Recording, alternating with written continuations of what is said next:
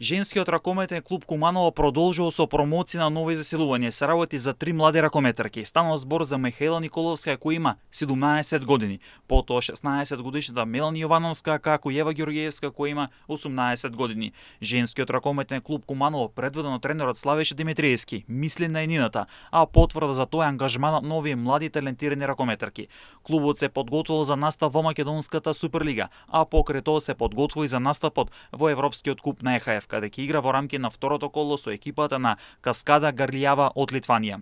Ново заселување има и женскиот ракометен клуб Чаир, откако клубот постигна договор со Сабрина Фијоре од Парагвај. Се работи за 29 годишна ракометарка која со своите ракометни почетоци ги имала во родната држава за клубот Сан Хосе, а потоа настанувала за екипи од Бразил и Шпанија. Фијоре ќе биде првата ракометарка од Парагвај која ќе заигра во македонскиот шампионат. Таа настапува на позицијата пивота, има настапувани за репрезентацијата на Парагвај на светското првенство 2017 во Германија. Настапуваше на панамериканските игри во 2017 година со Парагвај, има и на светското првенство во 2021 година.